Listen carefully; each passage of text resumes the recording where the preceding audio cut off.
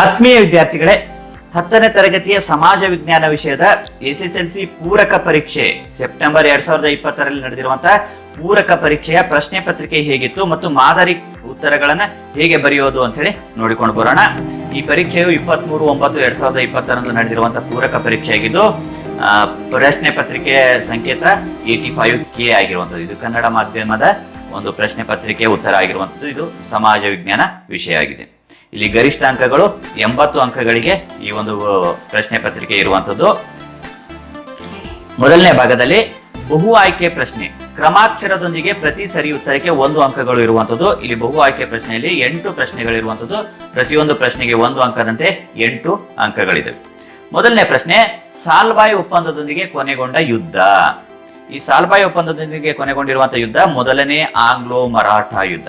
ಮೊದಲನೇ ಆಂಗ್ಲೋ ಮರಾಠ ಯುದ್ಧದೊಂದಿಗೆ ಇದು ಕೊನೆಗೊಂಡಿತು. ಎರಡನೇ ಪ್ರಶ್ನೆ, 1938ರ ಹರಿಪುರ್ ಕಾಂಗ್ರೆಸ್ ಅಧಿವೇಶನದ ಅಧ್ಯಕ್ಷರಾಗಿದ್ದವರು. ಹರಿಪುರ್ ಕಾಂಗ್ರೆಸ್ದ ಅಧ್ಯಕ್ಷರಾಗಿರುವಂತವರು ಸುಭಾಷ್ ಚಂದ್ರ ಬೋಸ್ ಅವರು ಆಗಿದ್ದರು. ಇನ್ನು ಮೂರನೇ ಪ್ರಶ್ನೆ, 1789ರ ಫ್ರಾನ್ಸಿನ ಮಹಾಕ್ರಾಂತಿಯ ಪ್ರಮುಖ ಉದ್ದೇಶ ಏನಾಗಿತ್ತು? ಫ್ರಾನ್ಸ್ನ ಮಹಾಕ್ರಾಂತಿಯ ಪ್ರಮುಖ ಉದ್ದೇಶ ಮಾನವ ಹಕ್ಕುಗಳ ಸಂರಕ್ಷಣೆ ಮಾಡುವಂಥದ್ದು ಪ್ರಮುಖ ಉದ್ದೇಶ ಆಗಿತ್ತು. ಇನ್ನು ನರ್ಮದಾ ಬಚಾವೋ ಆಂದೋಲನದ ನೇತೃತ್ವ ವಹಿಸಿದ್ದವರು ಮೇಧಾ ಪಾಟ್ಕರ್ ಅವರು ನರ್ಮದಾ ಬಚಾವೋ ಆಂದೋಲನದ ನೇತೃತ್ವವನ್ನು ವಹಿಸಿದರು. ಇನ್ನು ಐದನೇ ಪ್ರಶ್ನೆ, ಮಕ್ಕಳ ಸಹಾಯವಾಣಿಗೆ ಕರೆ ಮಾಡಲು ಇರುವ ದೂರವಾಣಿ ಸಂಖ್ಯೆ. ಈ ಮಕ್ಕಳ ಸಹಾಯವಾಣಿಗಾಗಿ 1098 ಅನ್ನೋದು ದೂರವಾಣಿ ಸಂಖ್ಯೆ ಇರುವಂತದ್ದು. ಇದು ಉಚಿತವಾಗಿರುವಂತಹ ದೂರವಾಣಿ ಸಂಖ್ಯೆ ಆಗಿದೆ. ಇನ್ನು ಆರನೇ ಪ್ರಶ್ನೆ, ಕೆಳಗಿನವುಗಳಲ್ಲಿ ಸರಿಯಾಗಿ ಹೊಂದಾಣಿಕೆಯಾಗಿರುವುದು. ಇಲ್ಲಿ 4ರಲ್ಲಿ 3 ತಪ್ಪಾಗಿವೆ, 1 ಸರಿಯಾಗಿರುವಂತದ್ದು ಆಗಿದೆ. ಇಲ್ಲಿ ಆಂಧೀಸ್ ಪಶ್ಚಿಮ ಬಂಗಾಳ ತಪ್ಪಾಗ್ತದೆ, ಕಾಲ ಬೈಸಾಖಿ ಪಂಜಾಬ್ ಸಹ ತಪ್ಪಾಗ್ತದೆ, ಮಾವಿನ ಹುಯಿಲು ತಮಿಳುನಾಡು ತಪ್ಪಾಗ್ತದೆ. ಆದ್ರೆ ಕಾಫಿ ಹೂಮಳೆ ಕರ್ನಾಟಕ ಸರಿಯಾಗಿರುವಂತದ್ದು. ಹಾಗಾಗಿ ಡಿ ಆಪ್ಷನ್ ಕಾಫಿ ಹೂಮಳೆ ಅನ್ನೋದು ಕರ್ನಾಟಕದಲ್ಲಿ ಕರೆಯಲಾಗ್ತದೆ. ಇನ್ನು 2014ರಲ್ಲಿ ಭಾರತದ ಮಾನವ ಅಭಿವೃದ್ಧಿ ಸೂಚ್ಯಂಕ. ಈ ಮಾನವ ಅಭಿವೃದ್ಧಿ ಸೂಚ್ಯಂಕ 0.586 2014ರ ಮಾನವ ಅಭಿವೃದ್ಧಿ ಸೂಚ್ಯಂಕ ಆಗಿದೆ. ಇನ್ನು 8ನೇ ಪ್ರಶ್ನೆ, ಬಿಳಿ ಕ್ರಾಂತಿಯ ಪಿತಾಮಹ ಎಂದು ಪ್ರಖ್ಯಾತರಾದ ಉದ್ಯಮಿ ಯಾರು? ವರ್ಗೀಸ್ ಕುರಿಯನ್ ಅವರು ಬಿಳಿ ಕ್ರಾಂತಿಯ ಪಿತಾಮಹರಾಗಿರುವಂತವ್ರು. ಇವರನ್ನ ಶ್ವೇತ ಕ್ರಾಂತಿಯ ಪಿತಾಮಹ ಅಥವಾ ಬಿಳಿ ಕ್ರಾಂತಿಯ ಪಿತಾಮಹ ಅಂತ ಹೇಳಲು ಸಹ ಕರೆಯಲಾಗ್ತದೆ. ಇನ್ನು ಸೆಕೆಂಡ್ ಮೇನ್ನಲ್ಲಿ ಒಂದೊಂದು ವಾಕ್ಯದಲ್ಲಿ ಉತ್ತರಿಸುವಂತಹ ಪ್ರಶ್ನೆಗಳು. ಇಲ್ಲಿಯೂ ಸಹ 8 ಪ್ರಶ್ನೆಗಳಿದ್ದು ಪ್ರತಿ ಪ್ರಶ್ನೆಗೆ 1 ಅಂಕಗಳು. ಇವುಗಳನ್ನ ಒಂದು ವಾಕ್ಯದಲ್ಲಿ ವಾಕ್ಯ ಮಾಡಿ ಬರಿಬೇಕಾಗಿರುವಂತಹ ಪ್ರಶ್ನೆಗಳು. 9ನೇ ಪ್ರಶ್ನೆ, 1798ರ ನಂತರ ಹೈದರಾಬಾದ್ ಸಂಸ್ಥಾನವು ತನ್ನ ಪ್ರಾಂತ್ಯದಲ್ಲಿ ಬ್ರಿಟಿಷರ ಒಂದು ಸೈನಿಕ ತುಕಡಿಯನ್ನು ಇರಿಸಿಕೊಳ್ಳಬೇಕಾಗಿತ್ತು, ಏಕೆ? ಈ ಸೈನಿಕ ತುಕಡಿ ಇರಿಸಿಕೊಳ್ಳುವುದಕ್ಕೆ ಮುಖ್ಯವಾಗಿರುವಂತಹ ಉದ್ದೇಶ ಹೈದರಾಬಾದ್ ಸಂಸ್ಥಾನವು ಸಹಾಯಕ ಸೈನ್ಯ ಪದ್ಧತಿಗೆ ಸಹಿ ಹಾಕಿತು. ಈ ಸಹಾಯಕ ಸೈನ್ಯ ಪದ್ಧತಿಯ ಒಂದು ಮುಖ್ಯ ಉದ್ದೇಶನೇ ಸೈನಿಕ ತುಕಡಿಯನ್ನು ಇರಿಸಿಕೊಳ್ಳಬೇಕಾಗಿರುವಂತದ್ದು ಆಗಿತ್ತು. ಇನ್ನು 10ನೇ ಪ್ರಶ್ನೆ, ರಾಮಕೃಷ್ಣ ಮಠ ಅಥವಾ ರಾಮಕೃಷ್ಣ ಮಿಷನ್ ಅನ್ನು ಏಕೆ ಸ್ಥಾಪಿಸಲಾಯಿತು? ಈ ರಾಮಕೃಷ್ಣ ಮಠ ಅಥವಾ ರಾಮಕೃಷ್ಣ ಮಿಷನ್ ಅನ್ನು ರಾಮಕೃಷ್ಣ ಪರಮಹಂಸರ ಚಿಂತನೆ ಮತ್ತು ಆಶಯಗಳನ್ನು ಜನರಿಗೆ ತಲುಪಿಸುವ ಉದ್ದೇಶದಿಂದ ಇದನ್ನ ಸ್ಥಾಪಿಸಲಾಯಿತು. ಇನ್ನು 11ನೇ ಪ್ರಶ್ನೆ, ಆಹಾರ ಮತ್ತು ಕೃಷಿ ಸಂಸ್ಥೆಯ FAO ಮುಖ್ಯ ಉದ್ದೇಶವೇನು? ಈ ಆಹಾರ ಮತ್ತು ಕೃಷಿ ಸಂಸ್ಥೆಯ ಮುಖ್ಯ ಉದ್ದೇಶ ಬಡತನ, ಹಸಿವು ಹಾಗೂ ಅಪೌಷ್ಟಿಕತೆ ವಿರುದ್ಧ ಹೋರಾಡುವಂಥದ್ದು. 3 ಉದ್ದೇಶಗಳಿದ್ದಾವೆ: ಬಡತನ, ಹಸಿವು, ಅಪೌಷ್ಟಿಕತೆಯ ವಿರುದ್ಧ ಹೋರಾಟ ಮಾಡುವಂಥದ್ದು. ಇನ್ನು 12ನೇ ಪ್ರಶ್ನೆ, ಕೈಗಾ ಅಣುಸ್ಥಾವರ ವಿರುದ್ಧ ಚಳುವಳಿಯನ್ನು ಏಕೆ ನಡೆಸಲಾಯಿತು?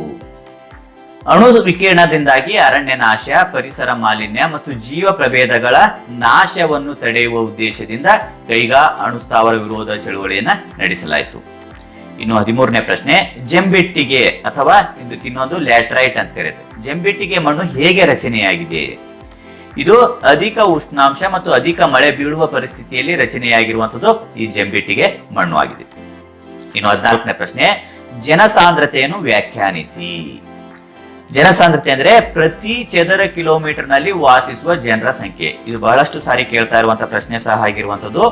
ಪ್ರತಿ ಒಂದು ಚದರ ಕಿಲೋಮೀಟರ್ ನಲ್ಲಿ, ಈ ಒಂದು ಚದರ ಕಿಲೋಮೀಟರ್, ಈ ಕಡೆ 1 ಕಿಲೋಮೀಟರ್, ಈ ಕಡೆ 1 ಕಿಲೋಮೀಟರ್, ಈ ಕಡೆ 1 ಕಿಲೋಮೀಟರ್, ಈ ಕಡೆ ಒಂದು ಚದರ ಕಿಲೋಮೀಟರ್ ಪ್ರದೇಶದಲ್ಲಿ ವಾಸಿಸುವಂತಹ ಜನರ ಸಂಖ್ಯೆಯನ್ನು ಜನಸಾಂದ್ರತೆ ಅಂತ ಹೇಳಿ ಕರೆಯಲಾಗ್ತದೆ. 15ನೇ ಪ್ರಶ್ನೆ, ಒಂದು ದೇಶದ ತಲವಾರಮಾನವನ್ನು ಹೇಗೆ ಕಂಡುಹಿಡಿಯುತ್ತಾರೆ? ಒಂದು ದೇಶದ ತಲವಾರಮಾನವನ್ನ ಒಟ್ಟು ರಾಷ್ಟ್ರೀಯ ಆದಾಯವನ್ನು ಆ ದೇಶದ ಒಟ್ಟು ಜನಸಂಖ್ಯೆಯಿಂದ ಭಾಗಿಸಿದಾಗ ತಲಾ ಆದಾಯ ಸಿಗುತ್ತದೆ. ಒಟ್ಟು ಜನಸಂಖ್ಯೆ ಇರ್ತ ಆ ಜನಸಂಖ್ಯೆಯನ್ನ ಆ ಒಂದು ತಲಾ ಆದಾಯದಿಂದ ಭಾಗಿಸಿದಾಗ ಸಿಗುವಂಥದ್ದು ಆ ಒಂದು ತಲವರಮಾನ ಆಗಿರ್ತದೆ.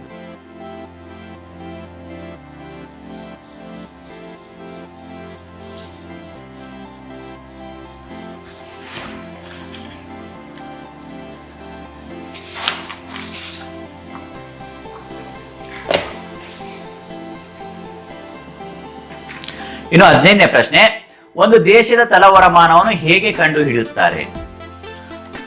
ಒಟ್ಟು ರಾಷ್ಟ್ರದ ಆದಾಯವನ್ನು ಆ ದೇಶದ ಒಟ್ಟು ಜನಸಂಖ್ಯೆಯಿಂದ ಭಾಗಿಸಿದಾಗ ತಲಾ ಆದಾಯ ಸಿಗುತ್ತದೆ.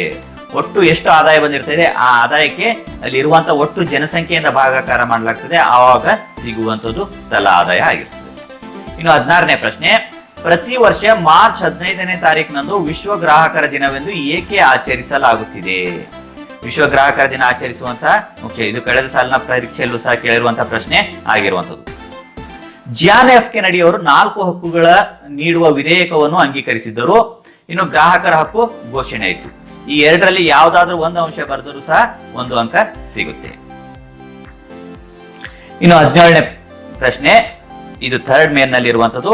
2 ರಿಂದ 4 ವಾಕ್ಯಗಳಲ್ಲಿ ಉತ್ತರಿಸುವಂತದ್ದು. ಇಲ್ಲಿ 8 ಪ್ರಶ್ನೆಗಳಿವೆ. ಪ್ರತಿ ಒಂದು ಸರಿ ಉತ್ತರಕ್ಕೆ 2 ಅಂಕಗಳು ಸಿಗುವಂತದ್ದು. ಒಟ್ಟು 16 ಅಂಕಗಳು ಇರುವಂತದ್ದು. ಭಾರತಕ್ಕೆ ಹೊಸ ಜಲಮಾರ್ಗವನ್ನು ಕಂಡುಹಿಡಿಯಲು ಯುರೋಪಿಯನ್ನರನ್ನು ಪ್ರೇರೇಪಿಸಿದ ಅಂಶಗಳ್ಯಾವುವು? ಉತ್ತರನ ನೋಡಿದಾಗ ಕಾನ್ಸ್ಟಾಂಟಿನೋಪಲ್ ನಗರವನ್ನು ಟರ್ಕರು ವಶಪಡಿಸಿಕೊಂಡರು. ಈ ವಶಪಡಿಸಿಕೊಂಡಿರುವಂತದ್ದು ಒಂದು ಕಾರಣ. ಆದರೆ ಇನ್ನು ಸ್ಪೇನ್, ಪೋರ್ಚುಗಲ್ ಮತ್ತು ಇತರೆ ದೇಶಗಳು ಇಟಲಿಯ ವರ್ತಕರ ಏಕಸ್ವಾಮ್ಯವನ್ನು ಮುರಿಯಲು ಯತ್ನಿಸಿದವು. ಈ ಯತ್ನಿಸಿರುವಂತದ್ದು ಸಹ ಒಂದು ಕಾರಣ ಆಗ್ತದೆ. ಇನ್ನು ರಾಜರುಗಳು ಸಾಹಸಿ ನಾವಿಕರಿಗೆ ಪ್ರೋತ್ಸಾಹ ನೀಡಿದರು. ಹೊಸ ಮಾರ್ಗವನ್ನು ಕಂಡುಹಿಡಿಯುವುದಕ್ಕಾಗಿ ನಾವಿಕರಿಗೆ ಇವರು ಪ್ರೋತ್ಸಾಹವನ್ನು ಒದಗಿಸ್ತಾರೆ. ಇನ್ನು ಹೊಸ ವೈಜ್ಞಾನಿಕ ಆವಿಷ್ಕಾರಗಳು, ದಿಕ್ಸೂಚಿ, ಸಿಡಿಮದ್ದು, ನಕ್ಷತ್ರ ಉನ್ನತಿ ಮಾಪನ ಅಂತಹ ಹೊಸ ಆವಿಷ್ಕಾರಗಳು, ವೈಜ್ಞಾನಿಕ ಆವಿಷ್ಕಾರಗಳು ಸಹ ಇಲ್ಲಿ ಕಾರಣವಾಗಿರುವಂತದ್ದಾಗಿದೆ. ನೆಕ್ಸ್ಟ್ 18ನೇ ಪ್ರಶ್ನೆ, ಭಾರತದ ವಿಭಜನೆಯ ಕಾಲದಿಂದಲೂ ನಿರಾಶ್ರಿತರು ಒಂದು ಬಹುದೊಡ್ಡ ಸಮಸ್ಯೆಯಾಗಿ ಪರಿಣಮಿಸಿದ್ದಾರೆ, ಸ್ಪಷ್ಟೀಕರಿಸಿ. ಇಲ್ಲಿ ನಿರಾಶ್ರಿತರ ಸಮಸ್ಯೆ ಆಗಿರುವಂತದ್ದು. ಉತ್ತರ 1947ರಲ್ಲಿ ಭಾರತಕ್ಕೆ ಬಂದ ನಿರಾಶ್ರಿತರ ಸಂಖ್ಯೆ 6 ಮಿಲಿಯನ್ ಆಗಿದೆ. ಇನ್ನು 1947ರಿಂದ 1971ರವರೆಗೆ ಪೂರ್ವ ಪಾಕಿಸ್ತಾನದಿಂದ ಲಕ್ಷಾಂತರ ನಿರಾಶ್ರಿತರು ಬಂದರು. ಇನ್ನು 1971ರ ಬಾಂಗ್ಲಾ ವಿಮೋಚನಾ ಯುದ್ಧ ಪರಿಣಾಮವಾಗಿ ಸುಮಾರು 10 ಲಕ್ಷ ನಿರಾಶ್ರಿತರು ಬಂದರು. ಇನ್ನು ನೆಹರೂರವರ ಕಾಲದಿಂದಲೇ ಟಿಬೇಟಿಯನ್ನರು ಭಾರತಕ್ಕೆ ನಿರಾಶ್ರಿತರಾಗಿ ಬಂದಿದ್ದಾರೆ. 1,20,000 ಟಿಬೇಟಿಯನ್ ನಿರಾಶ್ರಿತರು ಭಾರತದಲ್ಲಿದ್ದಾರೆ. ದೇಶವು ದೊಡ್ಡ ಆರ್ಥಿಕ ಸಂಕಷ್ಟಗಳಿಗೆ ಒಳಗಾಗಿದ್ದಾಗಲೂ ನಿರಾಶ್ರಿತರಿಗೆ ಪರಿಹಾರ ನೀಡಲಾಗಿದೆ. ಇದರಲ್ಲಿ ಯಾವುದಾದ್ರೂ 4 ಅಂಶಗಳು ಸಹ ಬರೆದಿದೆ. ಅದರಲ್ಲಿ ಪ್ರತಿ ಒಂದು ಅಂಶಕ್ಕೆ ಅರ್ಧ ಅಂಕದಂತೆ 2 ಅಂಕಗಳು ದೊರೆಯುತ್ತವೆ. ಇನ್ನು 19ನೇ ಪ್ರಶ್ನೆ, ನಮ್ಮ ದೇಶದ ವಿದೇಶಾಂಗ ನೀತಿಯ ಬದಲಾವಣೆಗೆ ಹಲವಾರು ಅಂಶಗಳು ಪ್ರಭಾವ ಬೀರಿವೆ, ಹೇಗೆ? ಅಥವಾ ಇಲ್ಲಿ ಅಥವಾ ಆಯ್ಕೆಯಲ್ಲಿ ಇರುವಂತದ್ದು, ಭದ್ರತಾ ಸಮಿತಿಯನ್ನು ವಿಶ್ವಸಂಸ್ಥೆಯ ಸಚಿವ ಸಂಪುಟವೆಂದು ಏಕೆ ಪರಿಗಣಿಸಲಾಗಿದೆ? ಇವೆರಡರಲ್ಲಿ ಯಾವುದು ಸುಲಭ ಅನಿಸ್ತದೋ ಆ ಒಂದು ಪ್ರಶ್ನೆಯನ್ನು ಆಯ್ಕೆ ಮಾಡಿಕೊಂಡು ಬರೆಯುವುದಕ್ಕೆ ಅವಕಾಶ ಇದೆ. ಬನ್ನಿ, ಮೊದಲನೇದಾಗಿ ನಮ್ಮ ದೇಶದ ವಿದೇಶಾಂಗ ನೀತಿಯ ಬದಲಾವಣೆಗೆ ಹಲವಾರು ಅಂಶಗಳು ಪ್ರಭಾವ ಬೀರಿವೆ, ಹೇಗೆ ಅನ್ನೋದಕ್ಕೆ ಇಲ್ಲಿ ರಾಷ್ಟ್ರೀಯ ಹಿತಾಸಕ್ತಿಗಳು, ಭೌಗೋಳಿಕ ಅಂಶಗಳು, ಇನ್ನು ರಕ್ಷಣಾ ರಾಜಕೀಯ ಪರಿಸ್ಥಿತಿ, ಆರ್ಥಿಕ ವ್ಯವಸ್ಥೆ, ರಕ್ಷಣಾ ಸಾಮರ್ಥ್ಯ, ಜನಾಭಿಪ್ರಾಯ, ಅಂತಾರಾಷ್ಟ್ರೀಯ ಪರಿಸರ. ಇಲ್ಲಿ ಯಾವುದಾದ್ರೂ 4 ಅಂಶಗಳು ಬರೆದಿದೆ. ಅದರಲ್ಲಿ ಪ್ರತಿ ಒಂದು ಅಂಶಕ್ಕೆ ಅರ್ಧ ಅಂಕದಂತೆ 2 ಅಂಕಗಳು ದೊರೆಯುತ್ತವೆ. ಇನ್ನು ಅಥವಾ ಪ್ರಶ್ನೆಯಲ್ಲಿ ನೋಡಿದಾಗ ಭದ್ರತಾ ಸಮಿತಿಯನ್ನು ವಿಶ್ವಸಂಸ್ಥೆಯ ಸಚಿವ ಸಂಪುಟವೆಂದು ಏಕೆ ಪರಿಗಣಿಸಲಾಗಿದೆ ಅಂತ ನೋಡಿದಾಗ, ಈ ಭದ್ರತಾ ಸಮಿತಿ ಜಾಗತಿಕ ಸಮಸ್ಯೆಗಳಿಗೆ ಶಾಂತಿಯುತ ಪರಿಹಾರವನ್ನು ಕಂಡುಕೊಳ್ಳುತ್ತದೆ. ಇನ್ನು ಶಾಂತಿ ಪಾಲನಾ ಪಡೆಯ ನಿಯೋಜನೆ ಮಾಡ್ತದೆ. ಇನ್ನು ಶಾಂತಿ ಹಾಗೂ ಸುವ್ಯವಸ್ಥೆ ಕಾಪಾಡುತ್ತದೆ.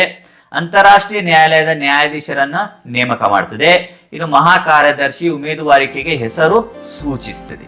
ಇವುಗಳಲ್ಲೂ ಸಹ ಯಾವುದಾದ್ರೂ 4 ಅಂಶಗಳನ್ನು ಬರೆದಿದೆ. ಅದರಲ್ಲಿ ಪ್ರತಿಯೊಂದು ಅಂಶಕ್ಕೆ ಅರ್ಧ ಅಂಕದಂತೆ 2 ಅಂಕಗಳು ದೊರೆಯುತ್ತವೆ. ಇನ್ನು 20ನೇ ಪ್ರಶ್ನೆ, ಮಕ್ಕಳ ಸಾಗಾಣಿಕೆಯು ಅವರ ಸರ್ವತೋಮುಖ ಬೆಳವಣಿಗೆಗೆ ಮಾರಕವಾಗಿದೆ, ಹೇಗೆ? ಇಲ್ಲೂ ಸಹ ಅಥವಾ ಇರುವಂತದ್ದು. ಶ್ರಮ ವಿಭಜನೆಯು ಅತ್ಯಂತ ಉಪಯುಕ್ತವಾದದ್ದು, ಹೇಗೆ? ಇಲ್ಲಿ ಮಕ್ಕಳ ಸಾಗಾಣಿಕೆಯಿಂದ ದೈಹಿಕ ಹಾಗೂ ಲೈಂಗಿಕ ಶೋಷಣೆಗೆ ಬಲಿಯಾಗ್ತಾರೆ. ಇನ್ನು ಮಕ್ಕಳು ಸಾವು ಸಂಭವಿಸ್ತವೆ, ಗಂಭೀರ ರೋಗದ ಅಪಾಯಗಳು ಉಂಟಾಗ್ತವೆ, ಲೈಂಗಿಕ ಕಾಯಿಲೆಗಳು ಉಂಟಾಗ್ತವೆ, ಅನಗತ್ಯ ಗರ್ಭಧಾರಣೆ ಆಗ್ತದೆ. ಇನ್ನು ಮಾದಕ ವ್ಯಸನಗಳಿಗೆ ಬಲಿ ಕೊಲೆಯಾಗುವಂತಹ ಸಾಧ್ಯತೆಗಳಿರುತ್ತೆ. ಇದರಲ್ಲಿ ಯಾವುದಾದ್ರೂ 4 ಅಂಶಗಳು ಬರೆದಿದ್ದಲ್ಲಿ ಪೂರ್ತಿ ಅಂಕ ದೊರೆಯುತ್ತೆ. ಇನ್ನು ಅಥವಾ ಪ್ರಶ್ನೆಯಲ್ಲಿ ಶ್ರಮ ವಿಭಜನೆಯು ಅತ್ಯಂತ ಉಪಯುಕ್ತವಾದದ್ದು ಹೇಗೆ? ಈ ಶ್ರಮ ವಿಭಜನೆ ಆರ್ಥಿಕ ಲಾಭ ಪಡೆಯಲು ಸಹಾಯಕವಾಗ್ತದೆ. ಇಲ್ಲಿ ವಿಭಜನೆ ಮಾಡೋದ್ರಿಂದ ಒಂದೊಂದೇ ನಿರ್ದಿಷ್ಟ ಕೆಲಸವನ್ನು ಮಾಡಿಸಿಕೊಂಡು ಅದರಿಂದ ಹೆಚ್ಚಿನ ಪ್ರಮಾಣದಲ್ಲಿ ಕಾರ್ಯದಕ್ಷತೆಯನ್ನು ಪಡೆದುಕೊಳ್ಳುವುದಕ್ಕೆ ಸಾಧ್ಯವಾಗ್ತದೆ. ಇನ್ನು ವರ್ಗ ವ್ಯವಸ್ಥೆಯ ಸೃಷ್ಟಿ ಮಾಡಿದೆ. ವ್ಯಾಪಾರ ವಾಣಿಜ್ಯೋದ್ಯಮಗಳು ವಿಸ್ತಾರಗೊಂಡಿವೆ. ಬಂಡವಾಳವನ್ನು ತೊಡಗಿಸಿ ಹೆಚ್ಚು ಲಾಭ ಗಳಿಸಲು ಅವಕಾಶ ಮಾಡಿಕೊಡ್ತಿದೆ. ಇನ್ನು ವಿಶೇಷ ಪರಿಣತಿಗೆ ದಾರಿ ಮಾಡಿಕೊಡ್ತದೆ. ಇನ್ನು ಆಳವಾದ ಪರಿಣತಿ, ತರಬೇತಿ ಅಥವಾ ಕೌಶಲ್ಯ ಬೆಳವಣಿಗೆಗೆ ಸಹಾಯ ಮಾಡ್ತದೆ. ಇದರಲ್ಲೂ ಸಹ 4 ಅಂಶಗಳು ಬರೆದಿದೆ, ಅದರಲ್ಲಿ 2 ಅಂಕಗಳು ದೊರೆಯುತ್ತವೆ. ಇನ್ನು 21ನೇ ಪ್ರಶ್ನೆ, ಭಾರತದ ಪೂರ್ವ ಕರಾವಳಿ ಮೈದಾನಗಳು ಪಶ್ಚಿಮ ಕರಾವಳಿ ಮೈದಾನಗಳಿಗಿಂತ ಹೇಗೆ ಭಿನ್ನವಾಗಿವೆ? ಇಲ್ಲಿ ಪೂರ್ವ ಕರಾವಳಿ ಮತ್ತು ಪಶ್ಚಿಮ ಕರಾವಳಿಯ ಬಗ್ಗೆ ವ್ಯತ್ಯಾಸಗಳನ್ನ ಗುರುತಿಸಬೇಕಾಗಿರುವಂತದ್ದು. ಪೂರ್ವ ಕರಾವಳಿ ಸುವರ್ಣ ರೇಖಾ ನದಿಯ ಉತ್ತರ ಭಾಗದಿಂದ ಕನ್ಯಾಕುಮಾರಿಯವರೆಗೆ ವ್ಯಾಪಿಸಿದೆ. ಪಶ್ಚಿಮ ಕರಾವಳಿಯು ಕಚ್ನಿಂದ ಕನ್ಯಾಕುಮಾರಿಯವರೆಗೆ ವ್ಯಾಪಿಸಿದೆ. ಇನ್ನು ಪೂರ್ವ ಕರಾವಳಿಯು ಪೂರ್ವ ಘಟ್ಟ ಮತ್ತು ಪಶ್ಚಿಮ ಬಂಗಾಳ ಕೊಲ್ಲಿಗಳಲ್ಲಿ ನಡುವೆ ಇದೆ. ಪಶ್ಚಿಮ ಕರಾವಳಿಯು ಪಶ್ಚಿಮ ಘಟ್ಟ ಮತ್ತು ಅರಬ್ಬಿ ಸಮುದ್ರಗಳ ನಡುವೆ ಇದೆ. ಇನ್ನು ಪೂರ್ವ ಕರಾವಳಿ ಅಗಲವಾಗಿದೆ. ಪಶ್ಚಿಮ ಕರಾವಳಿ ಕಿರಿದಾಗಿದ್ದು ಕಡಿದಾದ ಇಳಿಜಾರು ಹೊಂದಿರುವಂತದ್ದು ಆಗಿದೆ. ಇನ್ನು ಪೂರ್ವ ಕರಾವಳಿ ಉತ್ತರ ಸರ್ಕಾರ ಮತ್ತು ಕೋರಮಂಡಲ ತೀರಗಳನ್ನು ಹೊಂದಿರುವಂತದ್ದಾಗಿದೆ. ಪಶ್ಚಿಮ ಕರಾವಳಿ ಕೊಂಕಣ ತೀರ, ಕರ್ನಾಟಕ ತೀರ, ಮಲಬಾರ್ ತೀರಗಳನ್ನು ಹೊಂದಿರುವಂತದ್ದಾಗಿದೆ. ಇನ್ನು ಪೂರ್ವ ಕರಾವಳಿ ನದಿ ಮುಖಜ ಭೂಮಿಯನ್ನು ಹೊಂದಿದೆ. ಪಶ್ಚಿಮ ಕರಾವಳಿ ನದಿ ಮುಖಜ ಭೂಮಿಯನ್ನು ಹೊಂದಿಲ್ಲ. ಇದರಲ್ಲೂ ಸಹ ಪ್ರತಿಯೊಂದರಲ್ಲೂ ಯಾವುದಾದ್ರೂ 2 ವ್ಯತ್ಯಾಸಗಳನ್ನು ಬರೆದಿದೆ. ಅದರಲ್ಲಿ ಈ ಕಡೆ 2 ವ್ಯತ್ಯಾಸಗಳು, ಈ ಕಡೆ 2 ವ್ಯತ್ಯಾಸಗಳು ಬರೆದಿದೆ. ಅದರಲ್ಲಿ ಪೂರ್ತಿಯಾಗಿರುವಂತಹ ಅಂಕಗಳನ್ನು ಸಂಪಾದಿಸಿಕೊಳ್ಳುವುದಕ್ಕೆ ಸಾಧ್ಯ ಆಗ್ತದೆ. ಇನ್ನು 22ನೇ ಪ್ರಶ್ನೆ, ಕೆಳಗಿನವುಗಳನ್ನು ವೈಯಕ್ತಿಕ ಸಂಪರ್ಕ ಮತ್ತು ಸಮುದಾಯ ಸಂಪರ್ಕಗಳ ಅಡಿಯಲ್ಲಿ ವಿಂಗಡಿಸಿ ಬರೆಯಿರಿ. ಇಲ್ಲಿ ಕೊಟ್ಟಿದ್ದಾರೆ ಅಂಚೆ, ದೂರದರ್ಶನ, ಫ್ಯಾಕ್ಸ್, ಆಕಾಶವಾಣಿ. ಇವುಗಳನ್ನು ವಿಭಾಗಿಸಿ ಬರಿಬೇಕಾಗಿರುವಂಥದ್ದು. ವೈಯಕ್ತಿಕ ಸಂಪರ್ಕ, ವೈಯಕ್ತಿಕ ಅಂದ್ರೆ ಒಬ್ಬ ವ್ಯಕ್ತಿ ಮತ್ತೊಬ್ಬ ವ್ಯಕ್ತಿಯ ಜೊತೆಗೆ ಸಂಪರ್ಕ ಸಾಧಿಸುವಂತದ್ದಾಗಿದ್ದು, ಸಮುದಾಯ ಒಬ್ಬ ವ್ಯಕ್ತಿ ಒಂದು ಸಮುದಾಯ ಅಥವಾ ಇನ್ನೊಂದು ಸಮುದಾಯವನ್ನ ಸಂಪರ್ಕಿಸುವಂತದ್ದು ಆಗಿರ್ತದೆ. ಇಲ್ಲಿ ವೈಯಕ್ತಿಕ ಸಂಪರ್ಕದಲ್ಲಿ ಅಂಚೆ ಮತ್ತು ಫ್ಯಾಕ್ಸ್ಗಳು ವೈಯಕ್ತಿಕವಾಗಿ ಅಂಚೆ ಪತ್ರಗಳನ್ನು ತಲುಪಿಸುವ ಮೂಲಕ ವೈಯಕ್ತಿಕವಾಗಿ ಸಂಪರ್ಕ ಸಾಧಿಸ್ತೇವೆ. ಫ್ಯಾಕ್ಸ್ ಮೂಲಕ ಸಹ ವೈಯಕ್ತಿಕವಾಗಿ ಸಂಪರ್ಕ ಸಾಧಿಸ್ತೇವೆ. ಇನ್ನು ದೂರದರ್ಶನ, ಇವು ಸಮುದಾಯಕ್ಕೆ ಸಂಪರ್ಕವನ್ನು ಸಾಧಿಸುವಂಥದ್ದು. ಆಕಾಶವಾಣಿಯು ಸಹ ಸಮುದಾಯಕ್ಕೆ ಸಂಪರ್ಕ ಸಾಧಿಸುವಂಥದ್ದು ಆಗಿದೆ. ಇನ್ನು 23ನೇ ಪ್ರಶ್ನೆ, ಸಾರ್ವಜನಿಕ ವೆಚ್ಚದ ಉದ್ದೇಶವು ದೇಶದ ಸರ್ವತೋಮುಖ ಅಭಿವೃದ್ಧಿಗೆ ಪೂರಕವಾಗಿದೆ, ಸ್ಪಷ್ಟೀಕರಿಸಿ. ಹೇಗೆ ಪೂರಕವಾಗಿದೆ ಅಂತ ನೋಡಿದಾಗ, ಇದು ಆರ್ಥಿಕ ಬೆಳವಣಿಗೆಗೆ ಸಹಾಯ ಮಾಡುತ್ತದೆ, ವ್ಯವಹಾರ ಮತ್ತು ವಾಣಿಜ್ಯಗಳನ್ನು ಪ್ರೋತ್ಸಾಹಿಸುತ್ತದೆ, ಕೃಷಿ ಹಾಗೂ ಗ್ರಾಮೀಣ ಅಭಿವೃದ್ಧಿಗೆ ಸಹಾಯ ಮಾಡುತ್ತದೆ, ಸಂತುಲಿತ ಪ್ರಾದೇಶಿಕ ಬೆಳವಣಿಗೆಗೆ ಸಹಾಯ ಮಾಡುತ್ತದೆ, ಸಾಮಾಜಿಕ ಆರ್ಥಿಕ ಮೂಲಭೂತ ಸೌಕರ್ಯಗಳನ್ನು ಒದಗಿಸುತ್ತದೆ, ಇನ್ನು ಸಂಪೂರ್ಣ ಉದ್ಯೋಗ ಸಾಧಿಸುವುದಕ್ಕೆ ಸಹಾಯ ಮಾಡುತ್ತದೆ, ಸಾಮಾಜಿಕ ಕಲ್ಯಾಣವನ್ನು ಉಂಟು ಮಾಡುತ್ತದೆ. ಇವುಗಳಲ್ಲಿ ಯಾವುದಾದ್ರೂ 4 ಅಂಶಗಳನ್ನು ಬರೆದಿದೆ, ಅದರಲ್ಲಿ 2 ಅಂಕಗಳು ದೊರೆಯುತ್ತವೆ.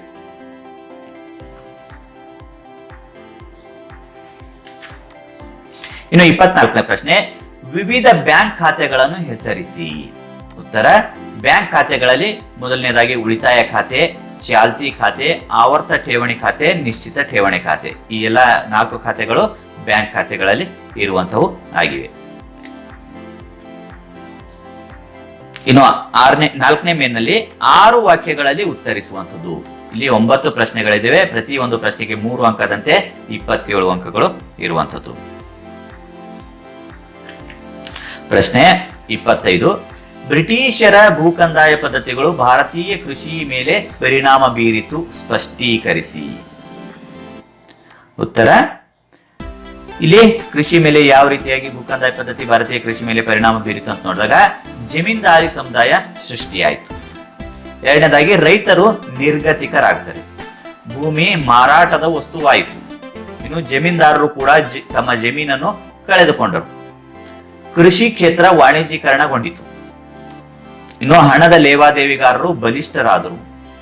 ರೈತರು ಮತ್ತು ರೈತ ಕೂಲಿ ಕಾರ್ಮಿಕರಿಗೆ ನಿರಂತರವಾಗಿ ಕೆಲಸ ಸಿಗಲಿಲ್ಲ. ಇನ್ನು ರೈತರು ಸಾಲದಲ್ಲೇ ಹುಟ್ಟಿ, ಸಾಲದಲ್ಲೇ ಬದುಕಿ, ಸಾಲದಲ್ಲೇ ಸತ್ತರು. ಜಮೀನಿನಲ್ಲಿ ಆಗುವ ಉತ್ಪಾದನೆಗಿಂತಲೂ ಹೆಚ್ಚಿನ ತೆರಿಗೆ ಪಾವತಿಸಬೇಕಾಗಿತ್ತು. ಇನ್ನು ಬರಗಾಲ ಮತ್ತು ಅತಿವೃಷ್ಟಿಯ ಸಂದರ್ಭದಲ್ಲಿ ಕಂದಾಯ ಪಾವತಿಸಬೇಕಾಗಿತ್ತು. ಇವುಗಳಲ್ಲಿ ಯಾವುದಾದರೂ 6 ಅಂಶಗಳನ್ನು ಬರೆದಿದೆ. ಆದರೆ ಪ್ರತಿಯೊಂದು ಅಂಶಕ್ಕೆ ಅರ್ಧ ಅಂಕದಂತೆ 3 ಅಂಕಗಳು ದೊರೆಯುತ್ತವೆ. ಇನ್ನು 26ನೇ ಪ್ರಶ್ನೆ, 3ನೇ ಮತ್ತು 4ನೇ ಆಂಗ್ಲೋ ಮೈಸೂರು ಯುದ್ಧಗಳು ಮೈಸೂರಿನ ಟಿಪ್ಪು ಸುಲ್ತಾನ್ನ ಪ್ರಾಬಲ್ಯ ಕುಗ್ಗಿಸಿತು, ಸಮರ್ಥಿಸಿ ಅಂತ ಹೇಳಿ. ಅಥವಾ ಪ್ರಶ್ನೆಯಲ್ಲಿ ಭಾರತೀಯ ಸಂಸ್ಕೃತಿ ಮತ್ತು ರಾಜಕೀಯಕ್ಕೆ ಅನಿ ಬೆಸೆಂಟ್ ರವರ ಕೊಡುಗೆ ಅವಿಸ್ಮರಣೀಯವಾದದ್ದು, ಸಮರ್ಥಿಸಿ ಅಂತ ಹೇಳಿ ಕೇಳಿರುವಂತದ್ದು. ಇವುಗಳಲ್ಲಿ ಯಾವುದು ಸುಲಭ ಅನ್ನಿಸ್ತದೋ ಆ ಪ್ರಶ್ನೆಯನ್ನು ಆಯ್ಕೆ ಮಾಡಿಕೊಂಡು ಬರಿಬೇಕಾಗಿರುವಂತದ್ದು. ಇಲ್ಲಿ ಮೊದಲನೇದಾಗಿ 3ನೇ ಮತ್ತು 4ನೇ ಆಂಗ್ಲೋ ಮೈಸೂರು ಯುದ್ಧಗಳು ಮೈಸೂರಿನ ಟಿಪ್ಪು ಸುಲ್ತಾನ್ನ ಪ್ರಾಬಲ್ಯವನ್ನು ಕುಗ್ಗಿಸಿತು, ಸಮರ್ಥಿಸಿ ಅನ್ನೋದಕ್ಕೆ ಉತ್ತರವನ್ನು ನೋಡಿಕೊಂಡು ಬರೋಣ. ಕಾರ್ನ್ ವಾಲಿಸ್ನು ಬೆಂಗಳೂರಿನ ಕೋಟೆಯನ್ನು ಹಾಳುಗೆಡವುತ್ತಾನೆ. ಇಂಗ್ಲಿಷ್ ಸಂಘಟಿತ ಸೈನ್ಯ ರಾತ್ರಿ ವೇಳೆಯಲ್ಲಿ ಶ್ರೀರಂಗಪಟ್ಟಣದ ಕೋಟೆಯನ್ನು ಹಾಳುಗೆಡವಿತು. ಟಿಪ್ಪು ಅಸಮಾನ ಷರತ್ತುಗಳನ್ನು ಹೊಂದಿದ್ದ ಶ್ರೀರಂಗಪಟ್ಟಣ ಒಪ್ಪಂದಕ್ಕೆ ಸಹಿ ಹಾಕ್ತಾನೆ. ಟಿಪ್ಪು ತನ್ನ ಅರ್ಧ ರಾಜ್ಯವನ್ನು ಶತ್ರುಗಳಿಗೆ ಬಿಟ್ಟುಕೊಟ್ಟನು. 3 ಕೋಟಿ ಯುದ್ಧ ನಷ್ಟ ಕೊಡಬೇಕಾಯಿತು. 2 ಗಂಡು ಮಕ್ಕಳನ್ನು ಒತ್ತೆ ಇಡ್ತಾನೆ. ಒತ್ತೆಯಾಗಿದ್ದ ಸೈನಿಕರನ್ನ ಬಿಡುಗಡೆ ಮಾಡ್ತಾನೆ. ಟಿಪ್ಪು ಸಹಾಯಕ ಸೈನ್ಯ ಪದ್ಧತಿಯನ್ನು ವಿರೋಧಿಸ್ತಾನೆ. ಬ್ರಿಟಿಷರ ಸಂಘಟಿತ ಸೈನ್ಯ ಕೋಟೆಯನ್ನು ಭೇದಿಸುತ್ತದೆ. 1799ರಲ್ಲಿ ಬ್ರಿಟಿಷರು ಟಿಪ್ಪುವನ್ನು ಸೋಲಿಸಿ ಕೊಂದು ಹಾಕಿದರು. ಇವುಗಳಲ್ಲಿ ಯಾವುದಾದ್ರೂ 6 ಅಂಶಗಳನ್ನು ನೀವು ಬರೆದಿದ್ದೆ ಅದರಲ್ಲಿ ಪೂರ್ತಿ ಅಂಕ ದೊರೆಯುತ್ತವೆ. ಇನ್ನು ಅಥವಾ ಪ್ರಶ್ನೆಯಲ್ಲಿ ಭಾರತೀಯ ಸಂಸ್ಕೃತಿ ಮತ್ತು ರಾಜಕೀಯಕ್ಕೆ ಅನಿ ಬೆಸೆಂಟ್ ರವರ ಕೊಡುಗೆ ಅವಿಸ್ಮರಣೀಯವಾದದ್ದು, ಸಮರ್ಥಿಸಿ. ಯಾವ ರೀತಿ ಅವಿಸ್ಮರಣೀಯ ಅನ್ನೋದು ನೋಡಿಕೊಂಡು ಬರೋಣ. ಅನಿ ಬೆಸೆಂಟರು ವೇದಾಂತ ಶಾಸ್ತ್ರದ ಬಗ್ಗೆ ವಿಶೇಷ ಜ್ಞಾನ ಹೊಂದಿದ್ದರು. ಇನ್ನು ಭಾರತೀಯ ಸಂಸ್ಕೃತಿ ಶ್ರೇಷ್ಠವಾದದ್ದೆಂದು ಪ್ರತಿಪಾದಿಸಿರುವಂತರು ಅನಿ ಬೆಸೆಂಟರ್ ಆಗಿದ್ದರು. ಹಿಂದೂ ಧರ್ಮದ ಪುನರುತ್ಥಾನ ಚಳುವಳಿಯನ್ನ ನಡೆಸಿಕೊಂಡು ಬಂದರು. ಹಿಂದೂ ಮತ್ತು ಬೌದ್ಧ ಧರ್ಮಗಳ ತುಲನಾತ್ಮಕ ಅಧ್ಯಯನ ನಡೆಸಿದರು. ಭಗವದ್ಗೀತೆಯನ್ನು ಇಂಗ್ಲಿಷ್ಗೆ ಅನುವಾದ ಮಾಡಿದರು. ಇವರನ್ನ ಶ್ವೇತ ಸರಸ್ವತಿ ಅಂತ ಹೇಳಿ ಕರೆಯಲಾಯಿತು. ಎಲ್ಲಾ ವರ್ಗಗಳಿಗೂ ಶಿಕ್ಷಣ ಉದ್ದೇಶಕ್ಕಾಗಿ ಸೆಂಟ್ರಲ್ ಹಿಂದೂ ಕಾಲೇಜನ್ನ ಪ್ರಾರಂಭಿಸಿದರು. ನ್ಯೂ ಇಂಡಿಯಾ ಮತ್ತು ಕಾಮನ್ವೆಲ್ತ್ ಪತ್ರಿಕೆಗಳನ್ನ ಇವರು ಆರಂಭ ಮಾಡ್ತಾರೆ. ಹೋಮ್ ರೂಲ್ ಚಳುವಳಿ ಆರಂಭ ಮಾಡ್ತಾರೆ. ಇನ್ನು ಭಾರತದ ಸ್ವತಂತ್ರ ಚಳುವಳಿಯಲ್ಲಿ ಸಕ್ರಿಯವಾಗಿ ಭಾಗವಹಿಸ್ತಾರೆ. ರಾಷ್ಟ್ರೀಯ ಕಾಂಗ್ರೆಸ್ ಅಧಿವೇಶನದ ಮೊಟ್ಟ ಮೊದಲ ಮಹಿಳಾ ಅಧ್ಯಕ್ಷೆಯಾಗಿರುವಂತವರು ಇವರಾಗಿರುವಂಥದ್ದು. ಇವುಗಳಲ್ಲಿ ಯಾವುದಾದ್ರೂ 6 ಪಾಯಿಂಟ್ಸ್ ಗಳನ್ನು ಬರೆದಿದೆ, ಅದರಲ್ಲಿ ಪೂರ್ತಿ ಅಂಕಗಳು ದೊರೆಯುತ್ತವೆ. ಇನ್ನು 27ನೇ ಪ್ರಶ್ನೆ, 20ನೇ ಶತಮಾನದಲ್ಲಿ ಚೀನಾ ಹೇಗೆ ಅಭಿವೃದ್ಧಿ ಹೊಂದಿತು? ಸನ್ ಯಾತ್ ಸೆನ್ ಸಾಮ್ರಾಜ್ಯಕ್ಕಾಗಿ ವಿರೋಧಿ ಚಳುವಳಿ ನಡೀತದೆ. ರೈತ ಮತ್ತು ಕಾರ್ಮಿಕರ ಚಳುವಳಿ ಪ್ರಾರಂಭ ಆಗ್ತದೆ. ಮಾವೋ ತ್ಸೆ ತುಂಗನ ದೀರ್ಘ ಪಯಣ ಪ್ರಾರಂಭವಾಯಿತು. ಭೂ ಸುಧಾರಣೆ ಜಾರಿಯಿಂದ ಜನರಿಗೆ ಭೂಮಿ ದೊರೆಯಿತು. ಇನ್ನು ಮಾವೋ ತ್ಸೆ ತುಂಗನಿಂದ ಜನತಾ ಗಣತಂತ್ರ ಸ್ಥಾಪನೆಯಾಗ್ತದೆ. ಸಾಮೂಹಿಕ ಕೃಷಿ ಪದ್ಧತಿ ಜಾರಿಯಾಗ್ತದೆ. ಉಚಿತ ಶಿಕ್ಷಣ ಮತ್ತು ಆರೋಗ್ಯ ಸೌಲಭ್ಯಗಳು ದೊರೆಯುತ್ತವೆ. ವಿಜ್ಞಾನ ಮತ್ತು ತಂತ್ರಜ್ಞಾನಕ್ಕೆ ಮಹತ್ವ ದೊರೆಯಿತು. ಮುನ್ನಡೆ ಮಹಾಜಿಗಿತ ಯೋಜನೆ ಪ್ರಾರಂಭ ಆಗ್ತದೆ. ಖಾಸಗಿ ಆಸ್ತಿಯನ್ನು ಸಮಾಜದ ಆಸ್ತಿಯಾಗಿ ಪರಿವರ್ತನೆ ಮಾಡಲಾಯಿತು. ಸಾಂಸ್ಕೃತಿಕ ಕ್ರಾಂತಿ ಉಂಟಾಯಿತು. ಇವುಗಳಲ್ಲಿ ಯಾವುದಾದ್ರೂ 6 ಅಂಶಗಳನ್ನು ಬರೆದಿದೆ, ಅದರಲ್ಲಿ ಪೂರ್ತಿ ಅಂಕಗಳು ದೊರೆಯುತ್ತವೆ. ಇನ್ನು 28ನೇ ಪ್ರಶ್ನೆ, ಭಾರತ ಮತ್ತು ರಷ್ಯಾ ದೇಶಗಳು ಉತ್ತಮ ಬಾಂಧವ್ಯ ಹೊಂದಿವೆ, ವಿವರಿಸಿ. ಉತ್ತರ, ಭಾರತದ ಅಲಿಪ್ತ ನೀತಿ ಕಾರಣದಿಂದಾಗಿ ಆರ್ಥಿಕ, ರಾಜಕೀಯ ಹಾಗೂ ಇತರೆ ಕ್ಷೇತ್ರಗಳಲ್ಲಿ ಒಪ್ಪಂದದ ಭಾರತದ ಮೇಲೆ ಚೀನಾ ದಾಳಿಯ ಖಂಡನೆ ಮಾಡಿರುವಂಥದ್ದು. ಗೋವಾ ವಿಮೋಚನೆ ಸಹಕಾರ ಮಾಡಿರುವಂಥದ್ದು. ತಾಷ್ಕೆಂಟ್ ನಲ್ಲಿ ನಡೆದ ಒಪ್ಪಂದಕ್ಕೆ ಸಹಕಾರ ನೀಡಿರುವಂಥದ್ದು. 20 ವರ್ಷಗಳ ಶಾಂತಿ ಒಪ್ಪಂದಕ್ಕೆ ಸಹಿ ಹಾಕಿರುವಂಥದ್ದು. ಭಿಲಾಯಿ ಮತ್ತು ಬೊಕ್ಯಾರೋ ಉಕ್ಕಿನ ಕಾರ್ಖಾನೆ ಸ್ಥಾಪನೆಗೆ ಸಹಕಾರ ನೀಡಿರುವಂಥದ್ದು. ಇನ್ನು ಭದ್ರತಾ ಸಮಿತಿಯಲ್ಲಿ ಖಾಯಂ ಸದಸ್ಯತ್ವಕ್ಕೆ ಪ್ರಯತ್ನ ಪಟ್ಟಿರುವಂಥದ್ದು. ಕೈಗಾರಿಕೆ, ವಾಣಿಜ್ಯ ಕ್ಷೇತ್ರಗಳ ಬೆಳವಣಿಗೆಗೆ ನೆರವು ನೀಡಿರುವಂಥದ್ದು. ಹೀಗಾಗಿ ಭಾರತ ಮತ್ತು ರಷ್ಯಾ ನಡುವೆ ಉತ್ತಮ ಸಂಬಂಧ ನಿರ್ಮಾಣವಾಗಿರುವಂಥದ್ದು. ಇವುಗಳಲ್ಲಿ ಯಾವುದಾದ್ರೂ 6 ಅಂಶಗಳನ್ನು ಬರೆದಿದೆ, ಅದರಲ್ಲಿ ಪೂರ್ತಿ ಅಂಕಗಳು ದೊರೆಯುತ್ತವೆ. ಇನ್ನು 29ನೇ ಪ್ರಶ್ನೆ, ಇತ್ತೀಚಿನ ದಿನಗಳಲ್ಲಿ ಅಸ್ಪೃಶ್ಯತೆಯ ಸಮಸ್ಯೆ ಕಡಿಮೆಯಾಗುತ್ತಿದೆ, ಸ್ಪಷ್ಟೀಕರಿಸಿ. ಉತ್ತರ, ಸಂವಿಧಾನದ 17ನೇ ವಿಧಿಯು ಅಸ್ಪೃಶ್ಯತಾ ಆಚರಣೆ ನಿಷೇಧಿಸಿದೆ. ಇನ್ನು ಅಸ್ಪೃಶ್ಯತಾ ಅಪರಾಧಗಳ ಕಾಯ್ದೆಯನ್ನು ಜಾರಿಗೊಳಿಸಿದೆ. ನಾಗರಿಕ ಹಕ್ಕುಗಳ ಸಂರಕ್ಷಣಾ ಕಾಯ್ದೆ ಜಾರಿಗೊಳಿಸಿದೆ. ಸಂವಿಧಾನಾತ್ಮಕ ಸಾರ್ವತ್ರಿಕ ಮತದಾನ ಮತ್ತು ಸಮಾನತೆ ಹಕ್ಕು ಜಾರಿಗೆ ತಂದಿರುವಂಥದ್ದು. ಶೈಕ್ಷಣಿಕ ಮತ್ತು ಉದ್ಯೋಗಾವಕಾಶಗಳಲ್ಲಿ ಮೀಸಲಾತಿ ಒದಗಿಸಿರುವಂಥದ್ದು. ರಾಜ್ಯ ಸರ್ಕಾರಗಳಿಗೆ ವಿಶೇಷ ಜವಾಬ್ದಾರಿಗಳನ್ನ ನೀಡಿರುವಂಥದ್ದು. ಇನ್ನು ಸಂವಿಧಾನದ 15, 16, 17, 38 ಮತ್ತು 46ನೇ ವಿಧಿಗಳು ಸಹ ಇಲ್ಲಿ ನಿವಾರಣೆ ಮಾಡಿರುವಂಥದ್ದಿದೆ. ರಾಜಕೀಯ ಕ್ಷೇತ್ರಗಳಲ್ಲಿ ಮೀಸಲಾತಿಯನ್ನು ಒದಗಿಸಿರುವಂಥದ್ದು. 25ನೇ ವಿಧಿ ಧಾರ್ಮಿಕ ಕೇಂದ್ರಗಳಿಗೆ ಪ್ರವೇಶಿಸುವ ಮುಕ್ತ ಅವಕಾಶಗಳನ್ನು ಒದಗಿಸಿದೆ. ಈ ಎಲ್ಲ ಕಾರಣಗಳಿಂದ ಸಾಧ್ಯವಾಗಿರುವಂಥದ್ದು ಕಾಣಿಸ್ತಿದೆ. ಇದರಲ್ಲಿ ಯಾವುದಾದ್ರೂ 6 ಪಾಯಿಂಟ್ಸ್ಗಳು ಬರೆದಿದೆ, ಅದರಲ್ಲಿ ಪೂರ್ತಿ ಅಂಕಗಳು ದೊರೆಯುತ್ತವೆ. ಇನ್ನು 30ನೇ ಪ್ರಶ್ನೆ, ಇತ್ತೀಚಿನ ವರ್ಷಗಳಲ್ಲಿ ಅರಣ್ಯ ಪ್ರದೇಶಗಳು ಕಡಿಮೆಯಾಗುತ್ತಿವೆ ಏಕೆ? ಉತ್ತರ, ಕೃಷಿ ಕ್ಷೇತ್ರದ ವಿಸ್ತರಣೆ ಆಗ್ತಾ ಇದೆ, ಆ ಕಾರಣದಿಂದ ಅರಣ್ಯ ಪ್ರದೇಶಗಳು ಕಡಿಮೆ ಆಗ್ತದೆ. ರಸ್ತೆ ಮತ್ತು ರೈಲು ಮಾರ್ಗಗಳ ನಿರ್ಮಾಣದಿಂದಾಗಿ, ನೀರಾವರಿ ಯೋಜನೆಗಳ ನಿರ್ಮಾಣದಿಂದಾಗಿ, ಕೈಗಾರೀಕರಣದಿಂದಾಗಿ, ನಗರೀಕರಣದಿಂದಾಗಿ, ಅತಿಯಾದ ಮೇಯಿಸುವಿಕೆಯಿಂದ, ಕಾಡ್ಗಿಚ್ಚು, ಕೀಟ ಮತ್ತು ರೋಗಗಳು, ಮರಗಳ ಕಳ್ಳ ಸಾಗಣೆ, ಅವೈಜ್ಞಾನಿಕ ಮರಗಳ ಕಡಿಯುವುದು, ಈ ಎಲ್ಲಾ ಕಾರಣದಿಂದ ಇತ್ತೀಚಿನ ದಿನಗಳಲ್ಲಿ ಅರಣ್ಯ ಪ್ರದೇಶಗಳು ಕಡಿಮೆ ಆಗ್ತಿವೆ. ಇವುಗಳಲ್ಲಿ ಯಾವುದಾದ್ರೂ 6 ಪಾಯಿಂಟ್ಸ್ಗಳು ಬರೆದಿದೆ, ಅದರಲ್ಲೂ ಸಹ ಪೂರ್ತಿಯಾಗಿರುವಂತಹ ಅಂಕಗಳು ದೊರೆಯುತ್ತವೆ. ಇನ್ನು 31ನೇ ಪ್ರಶ್ನೆ,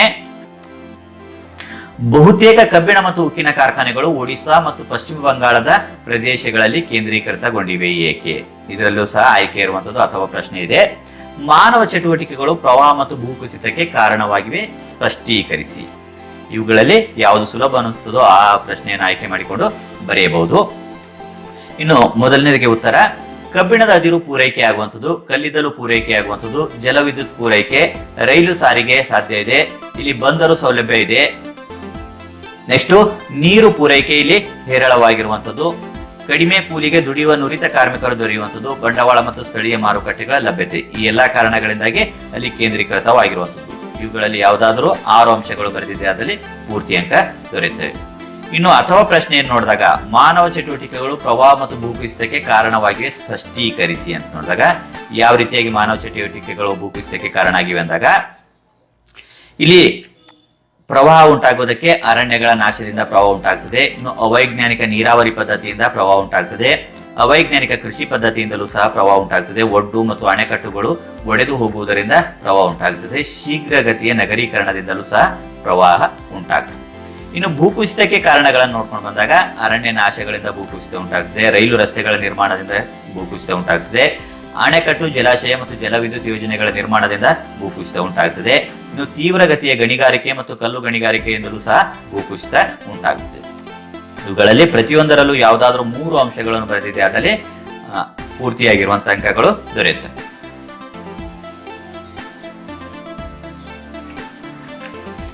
ಇನ್ನು 32ನೇ ಪ್ರಶ್ನೆ, ಇಲ್ಲೂ ಸಹ ಅಥವಾ ಪ್ರಶ್ನೆಗೆ ಆಯ್ಕೆ ಇರುವಂತದ್ದಿದೆ. ಪಂಚಾಯತ್ ರಾಜ್ ವ್ಯವಸ್ಥೆಯ ಪ್ರಮುಖ ಗುಣಲಕ್ಷಣಗಳನ್ನು ತಿಳಿಸಿ ಅಥವಾ ಹಣದ ವಿಕಾಸದ ವಿವಿಧ ಹಂತಗಳನ್ನು ತಿಳಿಸಿ. ಇಲ್ಲೂ ಸಹ ಯಾವುದು ಸುಲಭ ಅನಿಸ್ತದೋ ಅದನ್ನು ಆಯ್ಕೆ ಮಾಡಿಕೊಂಡು ಬರೆಯೋದಕ್ಕೆ ಸಾಧ್ಯ ಇದೆ. ಇನ್ನು ಮೊದಲನೇದಲ್ಲಿ ಪಂಚಾಯತ್ ರಾಜ್ ವ್ಯವಸ್ಥೆಯ ಪ್ರಮುಖ ಗುಣಲಕ್ಷಣಗಳನ್ನು ತಿಳಿಸಿ ಅಂತ ನೋಡಿದಾಗ, ಈ ಪಂಚಾಯತ್ ರಾಜ್ 3 ಹಂತದ ಪಂಚಾಯತ್ ವ್ಯವಸ್ಥೆಯನ್ನು ಹೊಂದಿರುವಂತದ್ದು. ಗ್ರಾಮ ಪಂಚಾಯತ್, ತಾಲೂಕು ಪಂಚಾಯತ್, ಜಿಲ್ಲಾ ಪಂಚಾಯತ್ ವ್ಯವಸ್ಥೆ ಹೊಂದಿರುವಂತದ್ದಿದೆ. ನೇರ ಹಾಗೂ ನಿಯಮಿತ ಚುನಾವಣೆಗಳು ನಡ್ಕೊಂಡು ಬರ್ತವೆ. ಇಲ್ಲಿ ಸ್ಥಾನ ಮೀಸಲಾತಿ ಅವಕಾಶ ಇದೆ. ಹಣಕಾಸು, ಮುಂಗಡ ಪತ್ರ ಮತ್ತು ಲೆಕ್ಕ ಪರಿಶೋಧಿಸುವ ಜವಾಬ್ದಾರಿ ಇಲ್ಲಿದೆ. ಕಾರ್ಯನಿರ್ವಾಹಕ ಮತ್ತು ಇತರೆ ಸಿಬ್ಬಂದಿ ನೀಡಿಕೆ ಸಹ ಇಲ್ಲಿ ಇರುವಂತದ್ದಿದೆ. ಪಂಚಾಯಿತಿಯನ್ನು ವಿಸರ್ಜಿಸಲು ಅನುಸರಿಸುವ ಕ್ರಮಗಳು ಸಹ ಇಲ್ಲಿ ಇರುವಂತದ್ದಿದೆ. ಹಾಗೆ ಹಣದ ವಿಕಾಸದ ವಿವಿಧ ಹಂತಗಳನ್ನು ತಿಳಿಸಿ ಅಂತ ನೋಡಿದಾಗ, ಆ ಒಂದು ಪ್ರಶ್ನೆಗೆ ಉತ್ತರ, ಹಣದ ವಿಕಾಸ ಸಾಟಿ ಅಥವಾ ವಸ್ತು ವಿನಿಮಯ ಪದ್ಧತಿ ಪ್ರಾರಂಭದಲ್ಲಿ ಇರುವಂತದ್ದು. ಆ ಹಣ ಹುಟ್ಟುವುದಕ್ಕಿಂತ ಮುಂಚೆ ಇರುವಂತಹ ಪದ್ಧತಿಯಾಗಿತ್ತು. ಇನ್ನು ವಸ್ತು ರೂಪದ ಹಣಗಳು ಚಲಾವಣೆಗೆ ಬಂದವು. ಅದು ಆದ ನಂತರ ಲೋಹದ ಹಣ ಚಲಾವಣೆಗೆ ಬಂದವು. ಅದು ಆದ ನಂತರ ಕಾಗದ ಹಣ ಬಂತು, ಆ ನಂತರ ಬ್ಯಾಂಕ್ ಹಣ ಬಂತು, ಆ ನಂತರ ಪ್ಲಾಸ್ಟಿಕ್ ಹಣ. ಹೀಗೆ ಹಣವು ವಿವಿಧ ಹಂತಗಳಲ್ಲಿ ಪ್ರವೇಶಿಸಿ ಬೆಳವಣಿಗೆಯಾಗಿರುವಂತದ್ದು ಕಾಣಿಸ್ತದೆ. ಇನ್ನು 33ನೇ ಪ್ರಶ್ನೆ, ಜಾಗತೀಕರಣವು ಒಂದು ದೇಶದ ಅಭಿವೃದ್ಧಿಗೆ ಹೇಗೆ ಸಹಾಯಕವಾಗಿದೆ? ಇಲ್ಲೂ ಸಹ ಅಥವಾ ಪ್ರಶ್ನೆಗೆ ಆಯ್ಕೆ ಇರುವಂತದ್ದು. ನಿಮಗೆ ಯಾವುದು ಸುಲಭ ಅನಿಸ್ತೋ ಆ ಪ್ರಶ್ನೆನ ಆಯ್ಕೆ ಮಾಡಿಕೊಳ್ಳಬಹುದು. ಉದ್ದಿಮೆಗಾರನು ಒಂದು ದೇಶದ ಆರ್ಥಿಕ ಅಭಿವೃದ್ಧಿಗೆ ಹೇಗೆ ಸಹಾಯ ಮಾಡುತ್ತಾನೆ? ಇಲ್ಲಿ ಮೊದಲನೇ ಪ್ರಶ್ನೆಗೆ ಜಾಗತೀಕರಣವು ಒಂದು ದೇಶದ ಅಭಿವೃದ್ಧಿಗೆ ಹೇಗೆ ಸಹಾಯಕವಾಗ್ತದೆ ಅಂತ ನೋಡಿದಾಗ, ಉತ್ತರ, ಆರ್ಥಿಕ ಬೆಳವಣಿಗೆಯನ್ನು ಉತ್ತೇಜಿಸುತ್ತದೆ, ಜನರ ಜೀವನ ಮಟ್ಟ ಹೆಚ್ಚಿಸಲು ಸಹಾಯ ಮಾಡುತ್ತದೆ, ಒಂದೇ ರೀತಿಯ ವಸ್ತುಗಳು ದೊರೆಯಲು ಅನುವು ಮಾಡಿಕೊಡುತ್ತದೆ, ರಾಷ್ಟ್ರೀಯ ಉತ್ಪನ್ನವನ್ನು ಹೆಚ್ಚಿಸುತ್ತದೆ, ಜನರ ವರಮಾನವನ್ನು ಹೆಚ್ಚಿಸುತ್ತದೆ, ಜನರಿಗೆ ವಸ್ತುಗಳ ಆಯ್ಕೆಯಲ್ಲಿ ವಿಶಾಲತೆಯನ್ನು ಒದಗಿಸುತ್ತದೆ, ಸರಕುಗಳ ಬೆಲೆಗಳನ್ನು ಕಡಿಮೆ ಮಾಡುತ್ತದೆ, ಉತ್ತಮ ಗುಣಮಟ್ಟದ ವಸ್ತುಗಳು ದೊರೆಯುತ್ತವೆ, ಹಾಗೆ ಸಾಮಾಜಿಕ ಹಾಗೂ ರಾಜಕೀಯ ಸಾಮರಸ್ಯ ಬೆಳೆಸುತ್ತದೆ. ಇದರಲ್ಲಿ ಯಾವುದಾದ್ರೂ 6 ಅಂಶಗಳು ಬರೆದಿದೆ, ಅದರಲ್ಲಿ ಪೂರ್ತಿಯಾಗಿರುವಂತಹ 3 ಅಂಕಗಳು ದೊರೆಯುತ್ತವೆ. ಇನ್ನು ಅಥವಾ ಪ್ರಶ್ನೆಯಲ್ಲಿ ಏನಿದೆ, ಉದ್ಯಮೆಗಾರನು ಒಂದು ದೇಶದ ಆರ್ಥಿಕ ಅಭಿವೃದ್ಧಿಗೆ ಹೇಗೆ ಸಹಾಯ ಮಾಡುತ್ತಾನೆ ಅಂತ ನೋಡಿದಾಗ, ಇಲ್ಲಿ ಜನರ ಅನುಪಯುಕ್ತ ಉಳಿತಾಯಗಳನ್ನು ಬಂಡವಾಳ ರೂಪದಲ್ಲಿ ಸಂಗ್ರಹಣೆ ಆಗ್ತದೆ, ಅಧಿಕ ಪ್ರಮಾಣದ ಉದ್ಯೋಗಗಳ ಸೃಷ್ಟಿಯಾಗ್ತದೆ, ದೇಶದ ನಿವ್ವಳ ದೇಶೀಯ ಉತ್ಪನ್ನ ಹೆಚ್ಚಿಸುತ್ತಾರೆ, ಇನ್ನು ಜನರ ತಲವರಮಾನ ಹೆಚ್ಚಿಸುತ್ತಾರೆ, ಹೊಸ ವಸ್ತುಗಳ ಮತ್ತು ಸೇವೆಗಳನ್ನು ರೂಢಿಸಿಕೊಳ್ಳುತ್ತಾರೆ, ಉತ್ತಮ ವಸ್ತುಗಳನ್ನು ಕಡಿಮೆ ದರದಲ್ಲಿ ಒದಗಿಸ್ತಾರೆ. ಈ ಎಲ್ಲಾ ಅಂಶಗಳು ಆಗಿರುವಂಥದ್ದು. ಅದರ ಜೊತೆಗೆ ಜೀವನ ಮಟ್ಟದ ಉತ್ತಮಗೊಳಿಸುತ್ತಾರೆ, ಕೈಗಾರಿಕೆಗಳ ಅಭಿವೃದ್ಧಿಗೆ ಸಹಕಾರಿಯಾಗ್ತಾರೆ, ಸಂಪತ್ತಿನ ಕೇಂದ್ರೀಕರಣ ಕಡಿಮೆ ಮಾಡ್ತಾರೆ, ರಫ್ತು ವ್ಯಾಪಾರ ಹೆಚ್ಚಿಸ್ತಾರೆ, ತಾಂತ್ರಿಕತೆಯ ಬದಲಾವಣೆಗೆ ಸಾಧ್ಯ ಆಗಿರುತ್ತದೆ. ಈ ಎಲ್ಲಾ ಅಂಶಗಳಲ್ಲಿ ಯಾವುದಾದ್ರೂ 6 ಅಂಶಗಳು ಬರೆದಿದೆ ಆದಲ್ಲಿ 3 ಅಂಕಗಳು ದೊರೆಯುತ್ತವೆ. ಇನ್ನು 5ನೇ ಮೇನಲ್ಲಿ 8-10 ವಾಕ್ಯಗಳಲ್ಲಿ ಉತ್ತರಿಸುವಂತಹ ಪ್ರಶ್ನೆಗಳಾಗಿರುವುದು. ಇಲ್ಲಿ ಪ್ರತಿ ಪ್ರಶ್ನೆಗೆ 4 ಅಂಕಗಳಿರುವಂತದ್ದು. ಈ ರೀತಿಯಾಗಿರುವಂತಹ 4 ಪ್ರಶ್ನೆಗಳು ಇವೆ. ಟೋಟಲ್ ಆಗಿ 16 ಅಂಕಗಳನ್ನ ಇಲ್ಲಿ ಸಂಪಾದನೆ ಮಾಡಿಕೊಳ್ಳುವುದಕ್ಕೆ ಸಾಧ್ಯ ಇರುವಂತದ್ದು ಇದೆ. 34ನೇ ಪ್ರಶ್ನೆ, ಅಸಹಕಾರ ಚಳವಳಿಯ ಪ್ರಮುಖ ಕಾರ್ಯಕ್ರಮಗಳನ್ನು ವಿವರಿಸಿ ಅಂತ ಹೇಳಿ. ಇಲ್ಲಿ ಅಸಹಕಾರ ಚಳವಳಿಯಿಂದ ಪ್ರಮುಖ ಕಾರ್ಯಕ್ರಮಗಳು ಏನಾದವು ಅಂತ ನೋಡಿದಾಗ ಶಾಲಾ ಕಾಲೇಜುಗಳನ್ನು ಮತ್ತು ನ್ಯಾಯಾಲಯಗಳನ್ನು ಬಹಿಷ್ಕರಿಸುವಂತದ್ದಾಯ್ತು. ಇನ್ನು ಚುನಾವಣೆಗಳನ್ನು ಬಹಿಷ್ಕರಿಸುವಂತದ್ದು ಇಲ್ಲಾಯ್ತು. ಗೌರವ ಪದವಿಗಳನ್ನು ಮತ್ತು ಸ್ಥಾನಗಳನ್ನು ಹಿಂತಿರುಗಿಸಿದರು. ಸ್ಥಳೀಯ ಸಭೆಗಳಿಗೆ ರಾಜೀನಾಮೆಯನ್ನ ನೀಡಿದರು. ಸರ್ಕಾರಿ ಕಾರ್ಯಕ್ರಮಗಳನ್ನ ಬಹಿಷ್ಕರಿಸುವುದು, ವಿದೇಶಿ ವಸ್ತುಗಳನ್ನ ಬಹಿಷ್ಕರಿಸುವಂಥದ್ದು, ಕೈಮಗ್ಗದ ನೇಕಾರಿಕೆಯನ್ನು ಉತ್ತೇಜಿಸುವಂಥದ್ದು, ಇನ್ನು ರಾಷ್ಟ್ರೀಯ ಶಾಲೆಗಳನ್ನು ತೆರೆಯುವಂಥದ್ದು ನಡೀತು. ಹಿಂದೂ ಮುಸ್ಲಿಮರ ನಡುವೆ ಐಕ್ಯತೆ ಸಾಧಿಸುವುದು, ಅಸ್ಪೃಶ್ಯತೆಯನ್ನು ಹೋಗಲಾಡಿಸುವುದು, ಮಹಿಳೆಯರ ಸಬಲೀಕರಣ, ಖಾದಿಯನ್ನು ತಯಾರಿಸುವುದು. ಇವುಗಳಲ್ಲಿ ಯಾವುದಾದ್ರೂ 8 ಅಂಶಗಳನ್ನು ಬರೆದಿದೆ ಆದಲ್ಲಿ ಪ್ರತಿಯೊಂದು ಅಂಶಕ್ಕೆ ಅರ್ಧ ಅಂಕದಂತೆ 4 ಅಂಕಗಳು ದೊರೆಯುತ್ತವೆ. ಪೂರ್ತಿಯಾಗಿರುವಂತಹ ಅಂಕ 4 ದೊರೆಯುವುದಕ್ಕೆ ಸಾಧ್ಯ ಆಗುತ್ತೆ. ಇನ್ನು 35ನೇ ಪ್ರಶ್ನೆ, 1857ರ ಕ್ರಾಂತಿಗೆ ಕಾರಣವಾದ ರಾಜಕೀಯ ಮತ್ತು ಆಡಳಿತಾತ್ಮಕ ಕಾರಣಗಳನ್ನು ವಿವರಿಸಿ. ಅಥವಾ ಸಹ ಇಲ್ಲಿ ಪ್ರಶ್ನೆ ಇರುವಂತದ್ದಿದೆ. ಸ್ವತಂತ್ರ ಚಳವಳಿಯಲ್ಲಿ ಉದಾರ ರಾಷ್ಟ್ರೀಯವಾದ ಲಿಬರಲ್ ನ್ಯಾಷನಲಿಸಂ ಕಾಲವನ್ನು ವಿವರಿಸಿ. ಇವುಗಳಲ್ಲಿ ಯಾವುದು ಸುಲಭ ಅನಿಸ್ತದೋ ಆ ಪ್ರಶ್ನೆಯನ್ನು ಆಯ್ಕೆ ಮಾಡಿಕೊಂಡು ಬರೀಬಹುದು. ಇಲ್ಲಿ ಫಸ್ಟ್ ನೋಡೋಣ. 1857ರ ಕ್ರಾಂತಿಗೆ ಕಾರಣವಾದ ರಾಜಕೀಯ ಮತ್ತು ಆಡಳಿತಾತ್ಮಕ ಕಾರಣಗಳೇನಂತ ನೋಡಿದಾಗ ಮೊದಲನೇದಾಗಿ ರಾಜಕೀಯ ಕಾರಣಗಳು, ದತ್ತು ಮಕ್ಕಳಿಗೆ ಹಕ್ಕಿಲ್ಲ ನೀತಿ. ಇನ್ನು ದೇಶೀಯ ರಾಜರು ತಮ್ಮ ರಾಜ್ಯಗಳನ್ನು ಕಳೆದುಕೊಂಡರು. ಸತಾರಾ, ಜೈಪುರ್, ಝಾನ್ಸಿ ಮುಂತಾದ ಬ್ರಿಟಿಷರ ವಶವಾದವು. ನವಾಬರಿಗಿದ್ದ ರಾಜ್ಯ ಪದವಿಗಳನ್ನು ರದ್ದುಪಡಿಸಿದರು. ಮೊಘಲ್ ಚಕ್ರವರ್ತಿ ಮತ್ತು ಔದ್ನ ನವಾಬರನ್ನು ಪದಚ್ಯುತಿಗೊಳಿಸಿದರು. ಲಕ್ಷಾಂತರ ಸೈನಿಕರು ನಿರುದ್ಯೋಗಿಗಳಾದರು. ಇನ್ನು ಆಡಳಿತಾತ್ಮಕ ಕಾರಣಗಳಂತ ನೋಡಿದಾಗ ಹೊಸ ನಾಗರಿಕ ಮತ್ತು ಅಪರಾಧ ಕಾಯ್ದೆಗಳನ್ನು ಜಾರಿಗೆ ತಂದರು. ಹೊಸ ಕಾನೂನಿನಲ್ಲಿ ಪಕ್ಷಪಾತವಿತ್ತು. ಆಂಗ್ಲ ಭಾಷೆಯು ನ್ಯಾಯಾಲಯದ ಭಾಷೆಯಾಯಿತು. ಇಂಗ್ಲಿಷರ ಪರವಾಗಿ ನ್ಯಾಯದಾನ ನೀಡುತ್ತಿದ್ದರು. ಹೊಸ ಕಾನೂನಿನ ಆಶಯ ಜನರಿಗೆ ಅರಿವಾಗಲಿಲ್ಲ. ಇಲ್ಲಿ ಯಾವುದಾದ್ರೂ 8 ಅಂಶಗಳನ್ನು ಬರೆದಿದೆ ಆದಲ್ಲಿ ಪೂರ್ತಿ ಅಂಕಗಳನ್ನು ಸಂಪಾದಿಸಿಕೊಳ್ಳುವುದಕ್ಕೆ ಸಾಧ್ಯ ಆಗ್ತದೆ.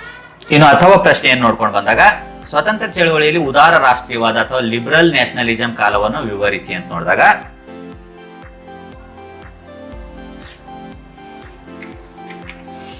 ಬ್ರಿಟಿಷರ ಆಳ್ವಿಕೆ ಮತ್ತು ನ್ಯಾಯಪರತೆಯಲ್ಲಿ ನಂಬಿಕೆ ಇತ್ತು. ಸಂವಿಧಾನಿಕ ಚೌಕಟ್ಟಿನೊಳಗೆ ಪ್ರಾರ್ಥನೆ ಮತ್ತು ಮನವಿಗಳನ್ನು ಕೊಡ್ತಾ ಇದ್ರು. ಜನರಲ್ಲಿ ರಾಜಕೀಯ ಪ್ರಜ್ಞೆ ಮೂಡಿಸಿದರು. ಸಭೆ ಮತ್ತು ಚರ್ಚೆಗಳನ್ನು ನಡೆಸಿ ಸರ್ಕಾರಕ್ಕೆ ಮನವಿ ಸಲ್ಲಿಸ್ತಾ ಇದ್ರು. ಕೈಗಾರಿಕೆಗಳ ಅಭಿವೃದ್ಧಿ ಬೇಡಿಕೆ ಇಟ್ಟರು. ಸೈನಿಕ ವೆಚ್ಚವನ್ನು ಕಡಿಮೆ ಮಾಡಲು ಬೇಡಿಕೆ ಕೊಟ್ಟರು. ಉತ್ತಮ ಶಿಕ್ಷಣ ಒದಗಿಸಲು ಬೇಡಿಕೆ ಕೊಟ್ಟರು. ಬಡತನ ಪರಿಹಾರ ಕಾರ್ಯಕ್ರಮಗಳನ್ನು ಜಾರಿಗೆ ಮನವಿ ಮಾಡಿದ್ರು. ಬ್ರಿಟಿಷರ ಆಳ್ವಿಕೆಯಿಂದಾದ ದುಷ್ಪರಿಣಾಮಗಳ ಅವಲೋಕನೆ ನಡೆಸಿದ್ರು. ಸಂಪತ್ತಿನ ಸೋರುವಿಕೆಯ ಅಂಕಿಅಂಶಗಳನ್ನು ವಿವರಿಸಿದರು. ಇನ್ನು ದಾದಾಬಾಯಿ ನವರೋಜಿ ಸಂಪತ್ತಿನ ಸೋರುವಿಕೆ ಸಿದ್ಧಾಂತವನ್ನ ಪ್ರಕಟಿಸುವಂಥದ್ದು. ಇನ್ನು WC ಬ್ಯಾನರ್ಜಿ, MG ರಾಂಡೆ, ಸುರೇಂದ್ರನಾಥ್ ಬ್ಯಾನರ್ಜಿ, ದಾದಾಬಾಯಿ ನವರೋಜಿ, ಗೋಪಾಲಕೃಷ್ಣ ಗೋಖಲೆ ಪ್ರಮುಖವಾಗಿರುವಂತಹ ನಾಯಕರುಗಳು ಇಲ್ಲಿರುವಂತರಾಗಿದ್ದರು. ಇಲ್ಲಿ ಯಾವುದಾದ್ರೂ 8 ಅಂಶಗಳನ್ನು ಬರೆದಿದೆ ಆದಲ್ಲಿ ಪೂರ್ತಿ ಅಂಕಗಳು ದೊರೆಯುತ್ತವೆ. ಇನ್ನು 36ನೇ ಪ್ರಶ್ನೆ, ಇತ್ತೀಚಿನ ದಿನಗಳಲ್ಲಿ ಪರಿಸ್ಥಿತಿಯು ಮಹಿಳೆಯರು ಉತ್ತಮ ಸಾಧನೆ ಮಾಡಲು ಪೂರಕವಾಗಿದೆ ಹೇಗೆ? ಇಲ್ಲಿ ಮಹಿಳಾ ಮತ್ತು ಮಕ್ಕಳ ಅಭಿವೃದ್ಧಿ ಇಲಾಖೆಯನ್ನು ಸ್ಥಾಪನೆ ಮಾಡಿರುವಂತದ್ದು, ಮಹಿಳೆಯರಿಗೆ ಉತ್ತಮ ಆರೋಗ್ಯ ಶಿಕ್ಷಣ ಸ್ಥಾನಮಾನ ಒದಗಿಸಿರುವಂತದ್ದು, ಮಹಿಳಾ ಶಿಕ್ಷಣಕ್ಕೆ ಒತ್ತು ಕೊಟ್ಟಿರುವಂತದ್ದು, ಬಾಲ್ಯ ವಿವಾಹ ನಿಷೇಧ ಕಾಯ್ದೆ ಜಾರಿಗೆ ತಂದಿರುವಂತದ್ದು, ವರದಕ್ಷಿಣೆ ನಿಷೇಧ ಕಾಯ್ದೆ ಜಾರಿಗೆ ತಂದಿರುವಂತದ್ದು, ಸ್ತ್ರೀ ಶಕ್ತಿ ಮಹಿಳಾ ಮಂಡಲ ಸ್ವಸಹಾಯ ಸಂಘಗಳು ಸ್ಥಾಪನೆಯಾಗಿರುವಂತದ್ದು, ಮಹಿಳಾ ಆಯೋಗದ ರಚನೆಯಾಗಿರುವಂತದ್ದು, ಶಾಸಕಾಂಗ ಮತ್ತು ಸಂಸತ್ತಿನಲ್ಲಿ ಮಹಿಳಾ ಮೀಸಲಾತಿಗೆ ಯತ್ನ ಮಾಡಿರುವಂತದ್ದು, ಸ್ಥಳೀಯ ಸಂಸ್ಥೆಗಳಲ್ಲಿ ಮೀಸಲಾತಿಯನ್ನು ಜಾರಿಗೆ ತಂದಿರುವಂತದ್ದು, ಸರ್ಕಾರಿ ಉದ್ಯೋಗಗಳಲ್ಲಿ ಮೀಸಲಾತಿಯನ್ನು ಒದಗಿಸಿರುವಂತದ್ದು. ಇವೆಲ್ಲ ಅಂಶಗಳು ಮಹಿಳೆಯರ ಉತ್ತಮ ಸಾಧನೆ ಮಾಡಲು ಪೂರಕವಾಗಿರುವಂತಹ ಅಂಶಗಳಾಗಿರುವಂತದ್ದು. ಇವುಗಳಲ್ಲಿ ಯಾವುದಾದ್ರೂ 8 ಅಂಶಗಳನ್ನು ಬರೆದಿದ್ದೆ ಅದರಲ್ಲೂ ಸಹ ಪೂರ್ತಿಯಾಗಿರುವಂತಹ ಅಂಕಗಳು ದೊರೆಯುತ್ತವೆ. ಇನ್ನು 37ನೇ ಪ್ರಶ್ನೆ, ಗೋಧಿ ಮತ್ತು ಕಬ್ಬು ಬೆಳೆಯಲು ಬೇಕಾಗಿರುವ ಅಗತ್ಯ ಅಂಶಗಳೇನು? ಇಲ್ಲಿ ಎರಡೂ ಬೆಳೆಗೆ ಬೇಕಾಗಿರುವಂತಹ ಅಗತ್ಯ ಅಂಶಗಳನ್ನು ನೋಡ್ಕೊಂಡು ಬಂದಾಗ ಗೋಧಿ ಮತ್ತು ಕಬ್ಬು. ಗೋಧಿ ಸಮಶೀತೋಷ್ಣ ವಲಯದ ಬೆಳೆಯಾಗಿದೆ. ಕಬ್ಬು ನೀರಾವರಿಯ ಬೆಳೆಯಾಗಿರುವಂತದ್ದಾಗಿದೆ. ಇನ್ನು ಗೋಧಿ 10 ಡಿಗ್ರಿ ಸೆಲ್ಸಿಯಸ್ ನಿಂದ 15 ಡಿಗ್ರಿ ಸೆಲ್ಸಿಯಸ್ ಉಷ್ಣಾಂಶದಲ್ಲಿ ಬೆಳೆದರೆ ಕಬ್ಬು 21 ಡಿಗ್ರಿ ಸೆಲ್ಸಿಯಸ್ ನಿಂದ 26 ಡಿಗ್ರಿ ಸೆಲ್ಸಿಯಸ್ ಉಷ್ಣಾಂಶದಲ್ಲಿ ಬೆಳೆಯುತ್ತದೆ. ಇನ್ನು ಗೋಧಿ 50 ಸೆಂಟಿಮೀಟರ್ ಇಂದ 70 ಸೆಂಟಿಮೀಟರ್ ವಾರ್ಷಿಕ ಮಳೆ ಬೇಕಾದ್ರೆ ಕಬ್ಬಿಗೆ 100 ಸೆಂಟಿಮೀಟರ್ ಇಂದ 150 ಸೆಂಟಿಮೀಟರ್ ವಾರ್ಷಿಕ ಮಳೆ ಬೇಕಾಗ್ತದೆ. ಗೋಧಿ ಮರಳು ಮಿಶ್ರಿತ ಮತ್ತು ಕಪ್ಪು ಮಣ್ಣಿನಲ್ಲಿ ಬೆಳೆಯುವಂತ ಬೆಳೆ ಆದ್ರೆ ಕಬ್ಬು ಮೆಕ್ಕಲು ಮತ್ತು ಜೇಡಿ ಮಣ್ಣಿನಲ್ಲಿ ಬೆಳೆಯುವಂತ ಬೆಳೆಯಾಗಿದೆ. ಗೋಧಿ ಉತ್ತರ ಮೈದಾನಗಳಲ್ಲಿ ಬಹು ಸೂಕ್ತವಾಗಿರುವಂತಹ ಬೆಳೆಯಾದ್ರೆ ಕಬ್ಬು ದಕ್ಷಿಣ ಭಾರತದ ಬಹು ಸೂಕ್ತವಾಗಿರುವಂತ ಬೆಳೆ ಆಗಿದೆ. ಇವುಗಳಲ್ಲಿ ಪ್ರತಿಯೊಂದರಲ್ಲೂ ಯಾವುದಾದರೂ 4 ಅಂಶಗಳು ಬರೆದಿದೆ ಆದರೆ ಪೂರ್ತಿಯಾಗಿರುವಂತಹ ಅಂಕಗಳು ದೊರೆಯುತ್ತವೆ. ಈ ಕಡೆ 4, ಈ ಕಡೆ 4 ಅಂಶಗಳು ಬರೆದಿದೆ ಆದರೆ ಪೂರ್ತಿಯಾಗಿರುವಂತಹ ಅಂಕಗಳು ಸಂಪಾದನೆ ಮಾಡಿಕೊಳ್ಳುವುದಕ್ಕೆ ಸಾಧ್ಯ ಆಗ್ತದೆ. ಇನ್ನು ಕೊನೆಯ ಪ್ರಶ್ನೆ 38ನೇ ಪ್ರಶ್ನೆಯಾಗಿರುವಂತದ್ದು, ಭಾರತದ ನಕ್ಷೆಯನ್ನು ಬರೆದು ಅದರಲ್ಲಿ ಈ ಕೆಳಗಿನವುಗಳನ್ನು ಗುರುತಿಸಿ. ಇಲ್ಲಿ ಭಾರತ ನಕ್ಷೆ ಬರೆಯುವುದಕ್ಕೆ 1 ಅಂಕ ಇದ್ರೆ ಸ್ಥಳ ಗುರುತಿಸುವುದಕ್ಕೆ 4 ಸ್ಥಳಗಳನ್ನು ಕೊಟ್ಟಿರುವಂತದ್ದು 4 ಅಂಕಗಳು ಇರುವಂತದ್ದಾಗಿದೆ. 82.5 ಡಿಗ್ರಿ ಪೂರ್ವ ರೇಖಾಂಶ, ನರ್ಮದಾ ನದಿ, ಬಾಕ್ರಾ ನಂಗಲ್ ಯೋಜನೆ, ಮುಂಬೈ ಹೈ. ಈ 4 ಸ್ಥಳಗಳನ್ನು ಭಾರತ ನಕಾಶೆಯಲ್ಲಿ ಹೇಗೆ ಗುರುತಿಸುವಂತೆ ನೋಡ್ಕೊಂಡು ಬರೋಣ. ಭಾರತ ನಕಾಶೆಯನ್ನು ಬರೆದುಕೊಂಡಾದ ನಂತರ ಈ ರೀತಿ ಭಾರತ ನಕಾಶೆಯನ್ನು ಬರೆದಾದ ನಂತರ ಎ 82.5 ಡಿಗ್ರಿ ರೇಖಾಂಶ ಇಲ್ಲಿ ಬರುವಂತದ್ದು 82.5 ಡಿಗ್ರಿ ರೇಖಾಂಶ ಇಲ್ಲಿದೆ. ಇನ್ನು ಬಿ ನರ್ಮದಾ ನದಿ ಇಲ್ಲಿ ಹರಿದುಕೊಂಡು ಬರುವಂತದ್ದು, ಹೀಗೆ ಹರಿದುಕೊಂಡು ಹೋಗುವಂತದ್ದು ನರ್ಮದಾ ನದಿಯಾಗಿದೆ. ಸಿ ಬಾಕ್ರಾ ನಂಗಲ್, ಈ ಒಂದು ಪ್ರದೇಶದಲ್ಲಿ ಬಾಕ್ರಾ ನಂಗಲ್ ಡ್ಯಾಮ್ ಅನ್ನ ಕಟ್ಟಲಾಗಿರುವಂತದ್ದು, ಬಾಕ್ರಾ ನಂಗಲ್ ಯೋಜನೆ ಇಲ್ಲಿ ಕಂಡು ಬರ್ತದೆ. ಇನ್ನು ಬಾಂಬೆ ಹೈ, ಬಾಂಬೆಯಿಂದ ಸಮುದ್ರ ಭಾಗದಲ್ಲಿ ಈ ಕಡೆ ಒಳಗಡೆ ಇರುವಂತಹ ಪ್ರದೇಶದಲ್ಲಿ ಇರುವಂತದ್ದು ಇಲ್ಲಿ ಬಾಂಬೆ ಹೈ. ಈ ರೀತಿಯಾಗಿರುವಂತಹ 4 ಪ್ರದೇಶಗಳನ್ನು ಸರಿಯಾದ ಕ್ರಮದಲ್ಲಿ ಗುರುತಿಸಿದಲ್ಲಿ ಪೂರ್ತಿಯಾಗಿರುವಂತಹ ಅಂಕಗಳು ದೊರೆಯುತ್ತವೆ. ಇನ್ನು ದೃಷ್ಟಿ ವಿಕಲಚೇತನ ವಿದ್ಯಾರ್ಥಿಗಳಿಗೆ ಪರ್ಯಾಯ ಪ್ರಶ್ನೆ ಇರುವಂತದ್ದು ಈ 38ರ ಬದಲಿಯಾಗಿರುವಂತಹ ಪ್ರಶ್ನೆ ಇದೆ. ಇದು ದೃಷ್ಟಿ ವಿಕಲಚೇತನ ವಿದ್ಯಾರ್ಥಿಗಳಿಗೆ ಮಾತ್ರ ಇರುವಂತದ್ದಾಗಿದೆ. ಇಲ್ಲಿ ವಿವಿಧೋದ್ದೇಶ ನದಿ ಕಣಿವೆ ಯೋಜನೆಗಳು ಹೇಗೆ ಉಪಯುಕ್ತವಾಗಿವೆ ಅಂತ ನೋಡಿದಾಗ ನೀರಾವರಿ ಪೂರೈಕೆಗೆ ಸಹಾಯ ಆಗ್ತದೆ, ಪ್ರವಾಹಗಳ ನಿಯಂತ್ರಣ, ಜಲವಿದ್ಯುತ್ ತಯಾರಿಕೆಗೆ, ಮಣ್ಣಿನ ಸವೆತ ನಿಯಂತ್ರಣ, ಒಳನಾಡಿನ ನೌಕಾಯಾನಕ್ಕೆ, ಒಳನಾಡಿನ ಮೀನುಗಾರಿಕೆಗೆ, ಮನೋರಂಜನೆ ಸೌಲಭ್ಯ, ಇನ್ನು ಗೃಹ ಬಳಕೆ ಮತ್ತು ಕೈಗಾರಿಕೆಗಳಿಗೆ ನೀರು ಪೂರೈಕೆಗೆ, ನಿರುಪಯುಕ್ತ ಭೂಮಿಯನ್ನು ಕೃಷಿಗಾಗಿ ಬಳಕೆ ಮಾಡುವುದಕ್ಕಾಗಿ, ಅರಣ್ಯ ಪೋಷಣೆಗಾಗಿ. ಇಲ್ಲಿ ಯಾವುದಾದರೂ 10 ಅಂಶಗಳನ್ನು ಬರೆದಿದೆ ಅದರಲ್ಲಿ 5 ಅಂಕಗಳು ದೊರೆಯುತ್ತವೆ. ಧನ್ಯವಾದಗಳು.